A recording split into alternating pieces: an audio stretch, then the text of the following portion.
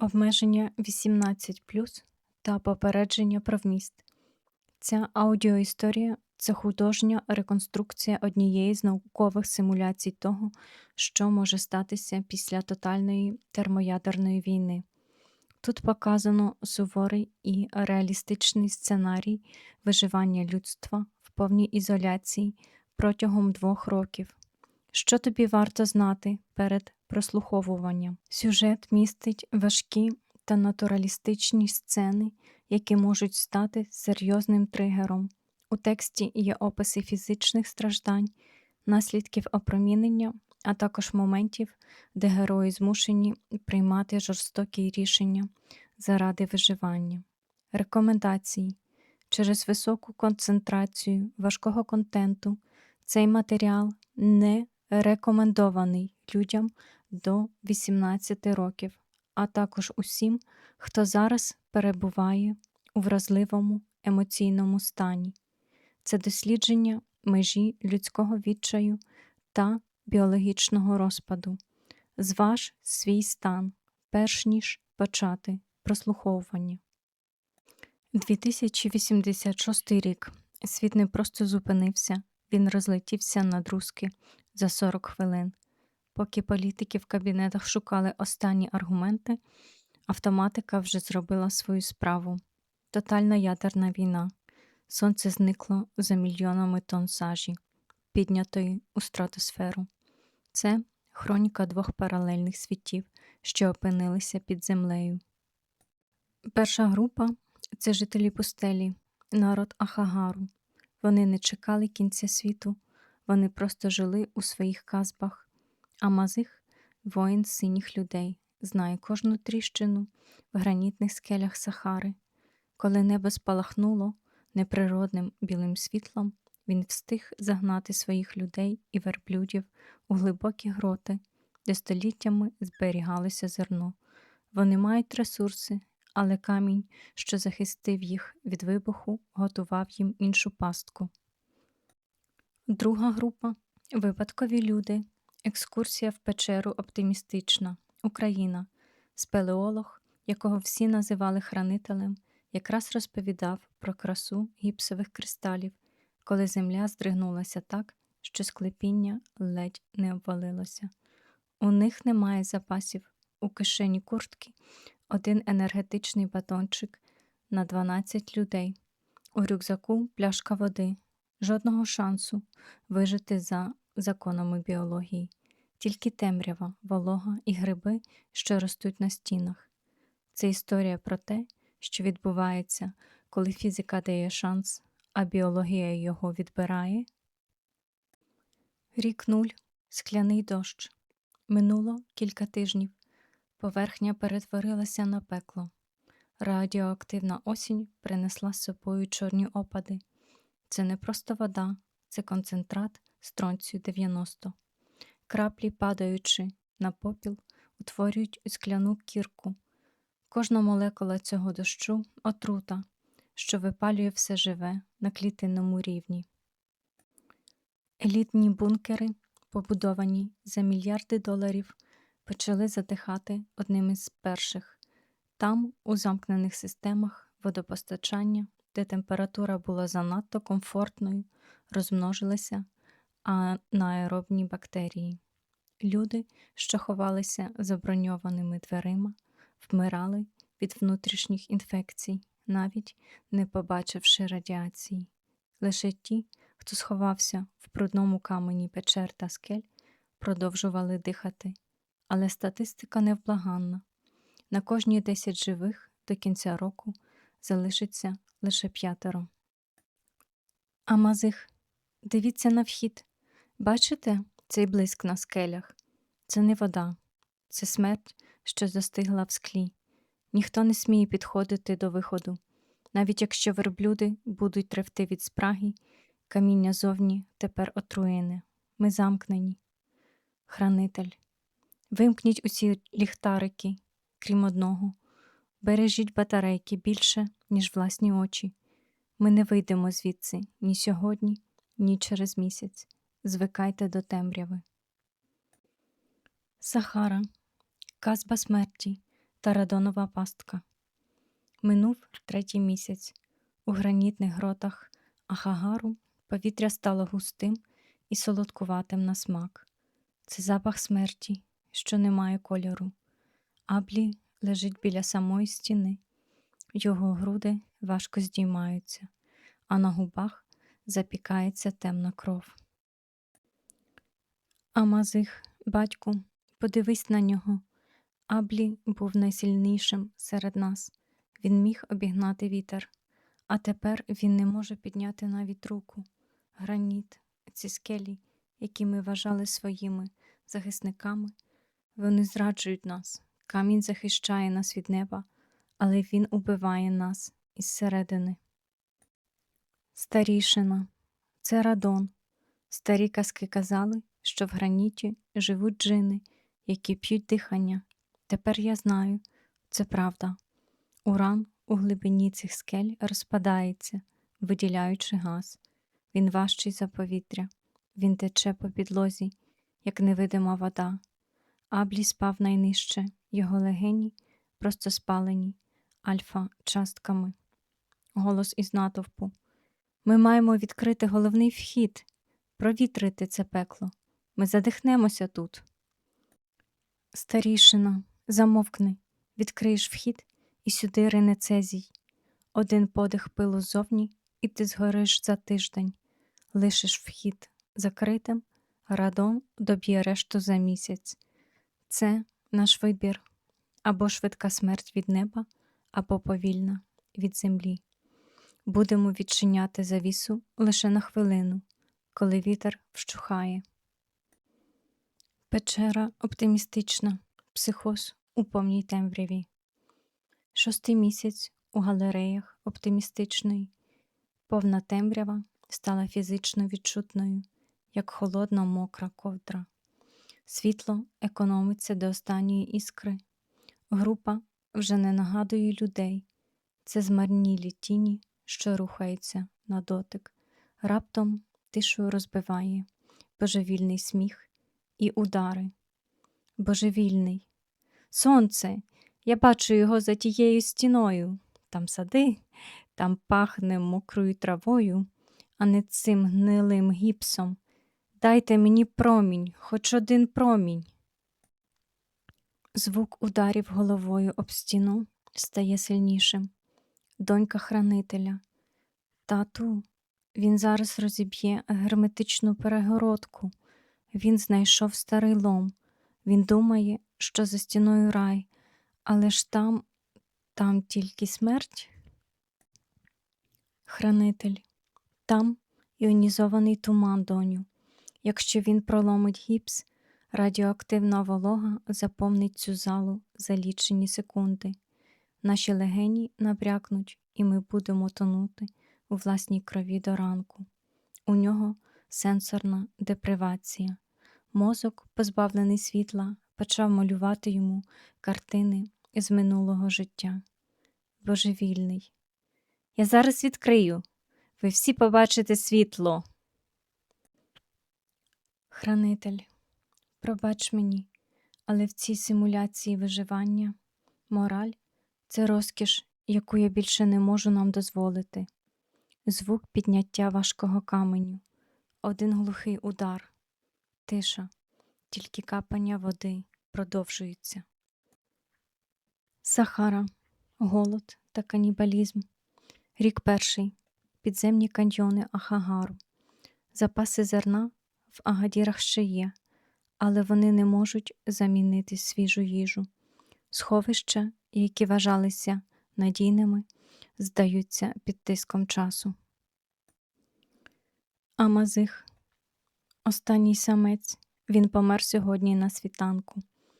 Я розрізав його шлунок, сподіваючись знайти хоч трохи залишків зерна, але там була лише вовна. Він намагався їсти власну шерсть, щоб заглушити біль у животі. Тварини здаються першими. Їхні величезні тіла потребують енергії, якої в цих скелях більше немає. Старішина. Ми маємо зробити це, Амазигу. Лишилася остання вагітна верблюдиця. Вона – наше завтра. Але якщо ми не з'їмо її сьогодні, для нас не настане ніякого завтра. Амазих. Ми вбиваємо наше майбутнє, батьку. Без них ми просто люди в ямі. Без верблюдів ми не зможемо вийти звідси, коли небо очиститься. Старішина. Небо не очиститься скоро. Ріж, економ паливо, не розводь вогонь. Він з'їдає кисень. Будемо їсти м'ясо сирим, поки воно ще тепло. Енергетичний баланс нашого життя став від'ємним. Ми витрачаємо більше, ніж отримуємо. Ми просто повільно танемо. Продовжуємо занурення у розпад. Тепер ми переходимо до стадій, де закінчуються запаси та починається незворотна хімічна деградація тіл. Хімія води. Стронцієва заміна. 1,5 року під землею. В оптимістичній панує мертва тиша, яку порушує лише тихий стогін. Донька хранителя вже тиждень не може підвестися з лежака, зробленого з порожніх рюкзаків. Кожне ворушіння викликає в неї гострий біль. Донька, тату, чому мої ноги стали такими важкими, наче вони зроблені з чавуну? Я не відчуваю пальців, тільки холод і цей постійний хрускіт у колінах. Хранитель, терпи, маленька. Я оглянув фільтри, вони чисті, але вони не всесильні. Гіпс не врятував нас так, як я сподівався.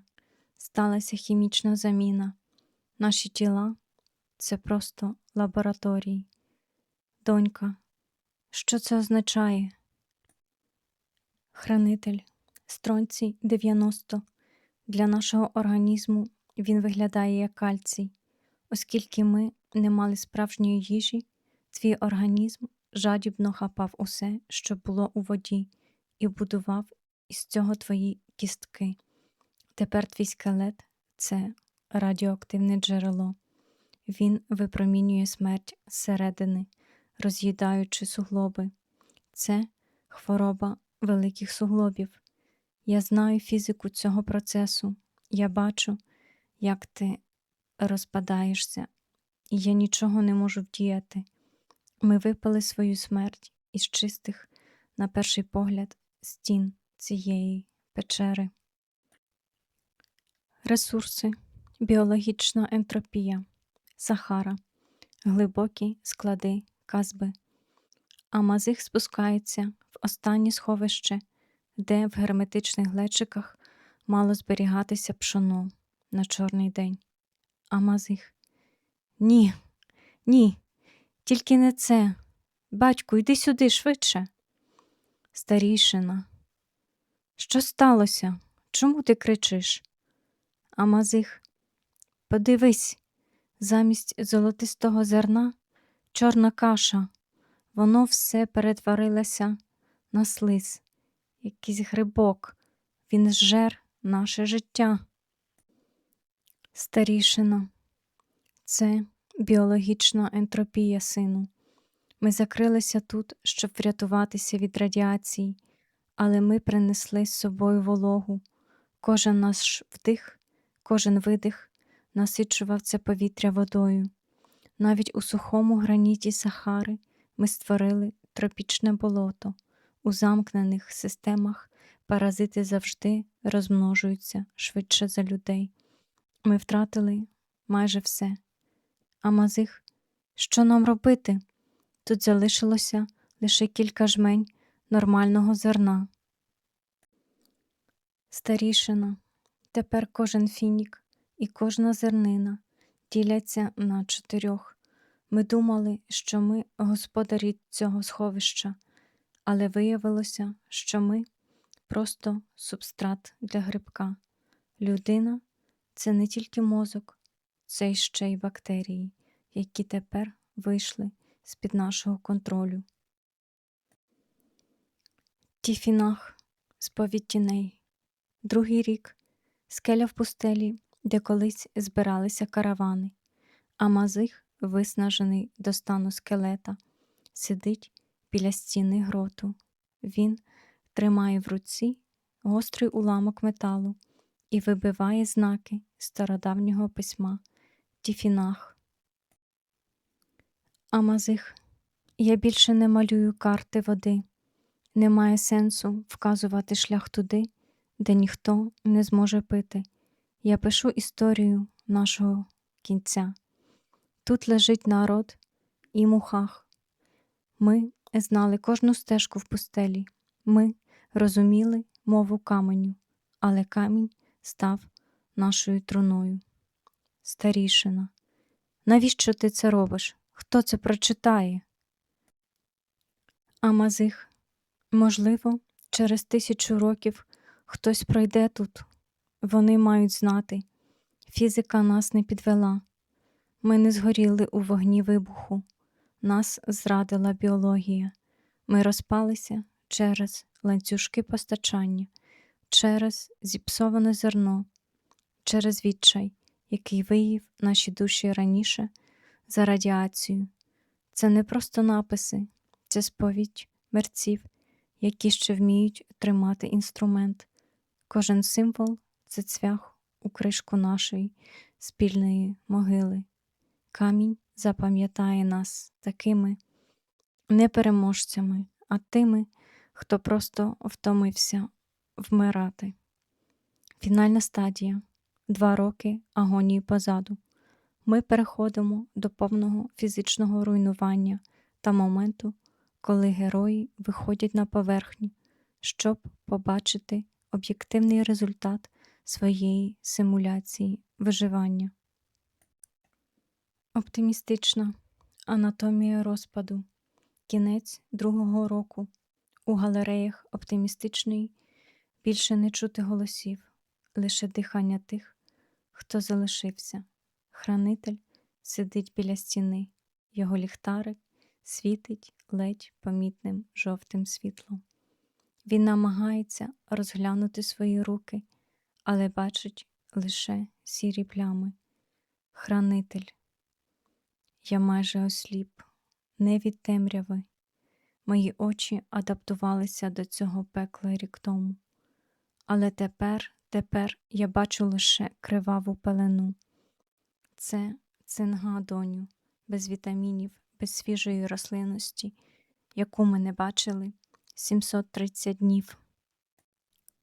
Хранитель, мої зуби, вони просто випадають у цей гіпсовий пил. Мої судини лопаються під шкірою. Я знаю хімію цього процесу. Колаген розпадається, тканини більше не тримаються разом. Ми вижили під землею, ми сховалися від радіації, але ми розсипаємося на шматки, бо ми частина біологічного світу, який ми знищили на горі. Мій мозок ще працює. Я бачу, як я вмираю, і я нічого не можу зупинити. Без обміну речовин із зовнішнім світом будь-яка закрита система – це шлях до цвинтаря. Останній вихід – зустріч із попелом. День 730. Поверхня. Залишки групи в Сахарі виходять із гранітного гроту, а Мазих, виснажений до стану скелета, обтягнутого синьою шкірою, веде за собою лише 3. Вони мружать очі від світла, якого не бачили 2 роки. Але це не сонце. Навколо сіре, липке марево. Амазих. Навколо сіре марево. Сонце ледь пробивається крізь шари сажі. Радіоактивний фон впав до допустимого, але жити тут ніде. Світ мертвий. Подивіться на цей попіл. Він лежить шаром на граніті. Звук спускання хранителя з тілом доньки в руках у печері оптимістична. Хранитель. Ми вийшли фізично. Ми винесли свої тіла з цієї пастки. Навколо тільки сірий пил і мертві екосистеми, жодних комах, жодних рослин. Запилювати нікому. Ми – останній подих землі. Ми вижили у симуляції, але ми лише тіні минулого. Світ не закінчується вибухом. Епілог. Об'єктивний вирок. Симуляція завершена. Об'єктивний результат виживання людського виду в умовах тотальної ядерної війни. Фізика каменю, граніту та гіпсу врятувала їх від первинного гамма-випромінювання. Хімія води дала їм воду, але біологія виснаження та психологія депривації добили тих, хто залишився. Висновок. Виживання можливе, але ціна – повна деградація біологічного та соціального виду. 1 рік – це порятунок і надія. 2 роки – це повільне згасання в темряві, де кожен подих стає катуванням. Світ не закінчується спалахом. Він закінчується тихим кашлем у темній печері, де останній подих землі розчиняється в гіпсовому пилу.